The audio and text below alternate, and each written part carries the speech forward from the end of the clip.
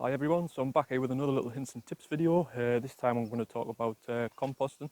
So behind us I've got my two compost bins, I've got another bin over there, but this is starting to rot down nicely, and the idea obviously is to keep turning it. So this isn't a video of how to start a compost pile or what you put in it or anything like that. This is sort of if you're in the process, you've got a compost pile going and you're about to turn it, and this is basically what I do. So hopefully you can see here the compost starting to rot down.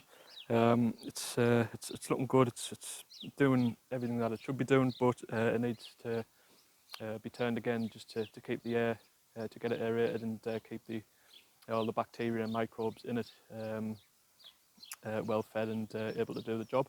A standard sort of compost bin is 1 metre by 1 metre and approximately 1 metre tall as well. Now these are a little bit bigger because I've got quite a bit of waste. But as you can see here, obviously when compost rots, it compresses and the pile shrinks. So this is only a couple of feet high now.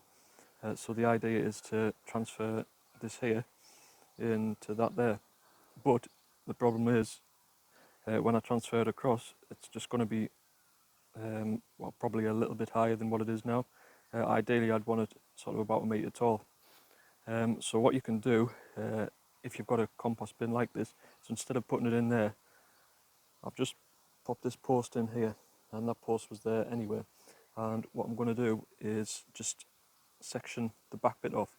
So it's roughly 1 metre squared, and essentially when I'm transferring that into this, it can go quite high.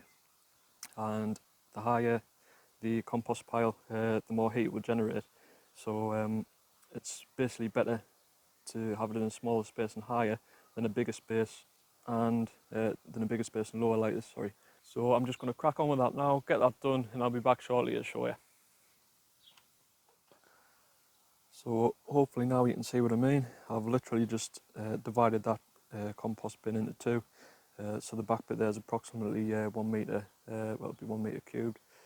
So basically when that compost gets put into this bin, it'll be going in the back bit here.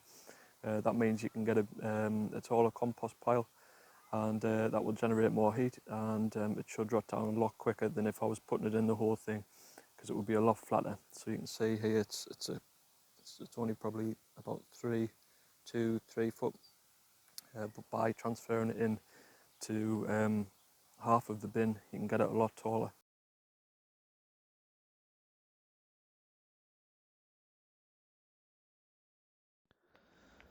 So as I've dug down here, hopefully you can see on the camera there are quite a lot of ants. Now in general, ants aren't a bad thing in the compost pile. It's obviously full of bacteria and insects and hopefully worms. Too many ants though, and this would be too many, I would say. It would be an indication that the compost pile is too dry. So it won't be on the video, but what I'm going to do is just give it a little water at the end and hopefully moisten things up a little bit.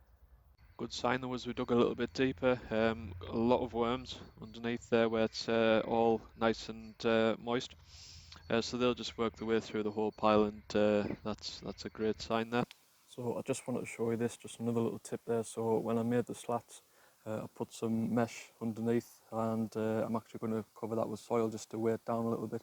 That just stops, well, hopefully stops rats and any sort of rodents and things from trying to tunnel underneath.